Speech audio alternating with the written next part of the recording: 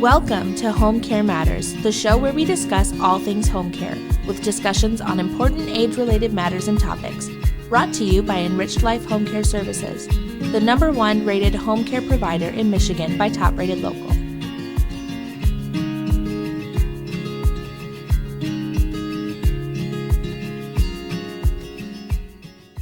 Hello, and welcome back to All Home Care Matters. If this is your first time visiting us here at the show, thank you for taking time out to be with us today.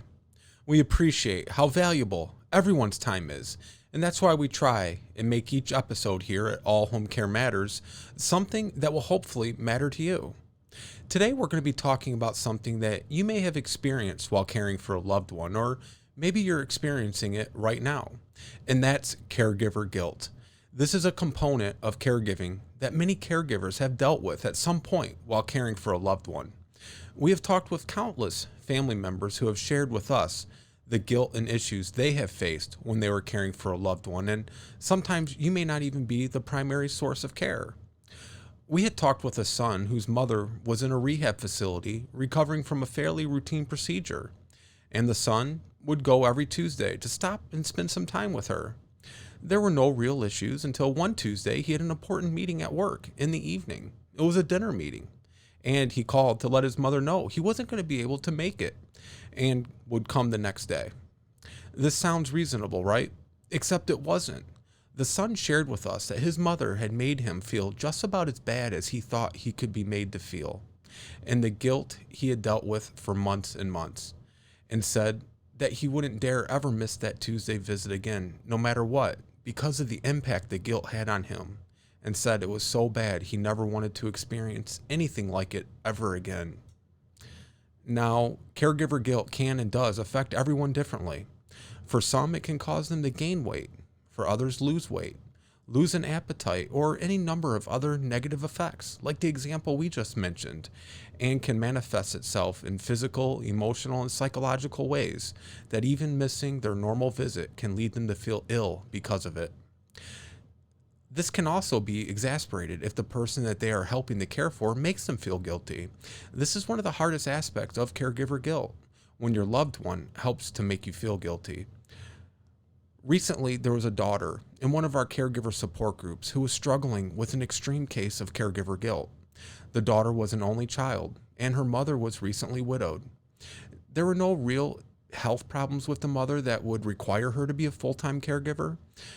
Now the mother had stopped driving a couple years ago prior, and her daughter would come and help her do shopping and help her with chores around the home, but the daughter said that she could never do enough for her or be there enough. And whenever she had plans or even had to work, the mother would make her feel so guilty that she began feeling and believing that she wasn't good enough. And her mother would even start making up symptoms and stories to scare her into coming right over. The daughter eventually lost her job and ended up having to move into her mother's home. And after she had moved in, her health issues had all but disappeared. She still did the grocery shopping and chores around the home that needed to be done, but the guilt that her mother made her feel eventually led to her giving up everything else so that she could be with her at all times. Guilt is an always present emotion for a lot of family members who are caring for a loved one, and the guilt is usually never due to what we have done, but rather what we haven't done. We want to take some time and discuss some tips and ideas for caregivers who are caring for family members or loved ones to help them feel their worth and to let them know that their best is all they can expect of themselves. First, find your motivation to care for your loved one from something other than guilt. When caring for a loved one or a family member, what motivated you to take on this responsibility? Caring for someone is something that should be respected and appreciated. However, if you start finding that you're beginning to care for them at some point out of guilt, this is not a good sign and should be looked at as a warning. Make caring for them something you want to do and not something that you're doing out of a sense of guilt. The care and support that you're giving them should be done because it's something that you want to do and not something you have to do out of guilt. Caring for a loved one or a family member can be a full-time responsibility, and caregivers need to find a good life balance as they begin caring for their loved ones. Oftentimes, it can start with helping them occasionally, and then it can quickly require full-time attention and support, as we discussed with the example of the daughter earlier. Caring for a loved one can be full-time responsibility, so be prepared knowing that. However, not everyone is able to commit caring for a loved one full time. Many people have jobs, their own families, and other life responsibilities, but they also want to help their loved one and be able to be there for them as much as they can. This can lead to feelings of guilt, and this can also lead to them having to make some tough choices and leading eventually to feelings of guilt for other areas of their life that they may have to sacrifice as a result of caring for their loved one. Finding the right balance doesn't always happen immediately and may require a lot of flexibility and work, but they will find the routine that works best for them. Another area that sometimes leads to guilt is when caregivers set unrealistic and unobtainable goals. We've heard countless stories of family caregivers who felt that they were going to be able to cure or save their loved one. This is sometimes a result of a fractured relationship they may have had with the person in the past or other personal and emotional reasons. We recently had a daughter in one of our caregiver support groups who had a large falling out with her mother many years ago, and the two of them had not spoken since until the daughter one day had received a phone call from a nursing home her mother was being admitted to. The daughter was shocked, confused, concerned, and mad all at the same time. She couldn't understand why her mother had never called to let her know she was sick or that she was going to be having this very serious surgery. The nursing home told the daughter that her mother's sister had been the one who they called by the mother's request. But the sister told them that they needed to call her niece since it was her mother. The daughter, though, immediately went into action, trying to coordinate appointments, her mother's rehab, her medications, and everything else that her mother was going to need. You could call it almost a crusade to be her mother's savior. The daughter told us that she firmly believed at the time that she could save her mother, and told us a lot of it was out of love, but a lot of it was also out of the guilt for things that happened in the past, and that she needed to make it right between her and her mother. Sadly, she wasn't able to cure or heal her mother, though she kept believing that she could right up until the moment her mother had passed. It was a very commendable and valiant effort that this daughter had put into her mother's care. We talk and meet with countless families who don't have any family, or they don't have anyone willing to be a part of their loved one's care for any number of reasons, and this daughter had given all that she had to try and save her mother. The saddest part, though, of her story is that no matter what she did or how much she did for her mother, it was never enough and it was never appreciated, and that only helped to compile the guilt that she was already having. When you're caring for a loved one, it's good and even therapeutic to make goals and try to reach them, whether it's small or large goals.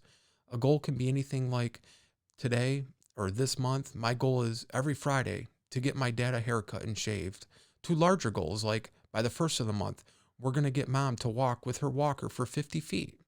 Whatever the goals are that you make sure that you're making realistic expectations and goals so that you aren't disappointed, and never make your goals out of a sense of guilt. There are many reasons that a caregiver may feel guilty, and there are countless reasons and situations that can lead to more guilt. Caring for a loved one can be difficult at times, and having the extra weight of guilt doesn't make it easier. So we're going to summarize and share a few other examples. As we've been discussing, caregiving can take up a majority of your time, and there will come a time when you will likely have to miss out on other things in your life. And if this happens enough, it can eventually lead to you becoming resentful. It's normal to feel like you're missing out on things as you're caring for a loved one, but developing a resentment for your loved one or for your responsibility to them will not solve it. Instead, when you have personal commitments or other obligations that require you to be a part of, talk with your loved one and explain the situation to them. Hopefully they will understand, and the two of you could discuss who may be a good fit to fill in for you as an occasional substitute. And if you're fortunate and there are other family members helping to share the caregiving responsibility, never compare yourself to them. You are you, and you're doing the best that you can do, and never feel guilty about that if you're not as good in one area as someone else is.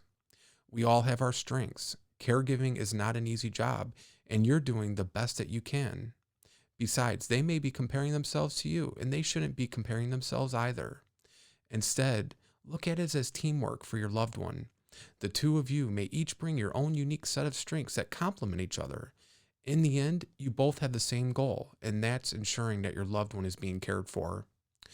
We also need to mention that if the guilt is so overwhelming and you feel it's leading to depression or other health issues, you need to talk to your doctor about how you're feeling or to a counselor for professional help.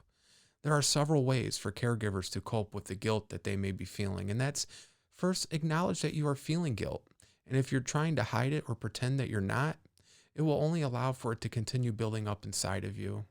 Instead, talk about it with a close friend or someone you trust and try to find out what the reason or reasons are that you're feeling guilt and how to solve it. Caregivers need to know that they're making the best decisions for their loved ones at that moment and under those circumstances when they make a decision. But if down the road that decision has to change because of something outside of their control, they need to talk to their loved one about it and explain that now there has to be a change because the circumstances have changed. Sometimes the caregiver will be made to feel guilty because they had to make changes to things that they had agreed to before because their loved one's circumstances have changed. Whatever the agreement or plan was originally, it worked at the time.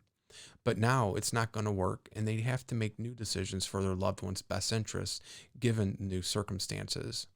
Again, it's important to remember and know that you're making the best decisions for your loved one, and anytime you have to make a decision and it's done in love, you're making it for the right reasons.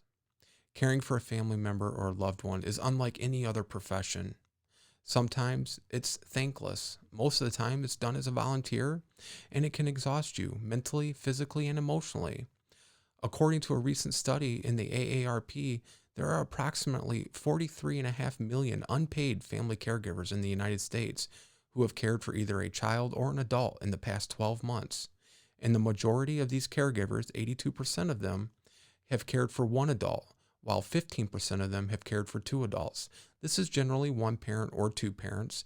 The value of these services provided by these informal, meaning non-paid caregivers, continues to steadily increase over the past 10 years, and the economic value has steadily risen from $470 billion in 2013 compared to $375 billion in 2007, according to a research study done by AARP Public Policy Institute in 2015. Family caregivers need support and understanding, and it can be hard for them to find or to have the time to find it. If you know someone caring for a loved one, let them know that you're there for them, even if they just need someone to listen to them and suggest that they look into finding a local caregiver support group. Caring for a loved one can be an isolating feeling and very lonely, especially if their friends or social groups haven't had to care for a parent or loved one yet. A caregiver support group is a place for them to find peers and others going through similar situations. We want to be there to support and help these family caregivers. We want to thank you for joining us here today at All Home Care Matters. All Home Care Matters is here for you and to help families as they navigate long-term care issues. Please visit us at allhomecarematters.com. There's a private, secure, fillable form there where you can give us feedback, show ideas, or if you have questions. Every form is read and responded to. If you know someone who could benefit from this episode, please share it with them. And we invite you to join us next time on All Home Care Matters, where we will be discussing long-term care insurance. Thank you so much. Thank you for joining us today. We look forward to you joining us again on another episode of Home Care Matters. To learn more about the show and to connect with us, visit us at allhomecarematters.com.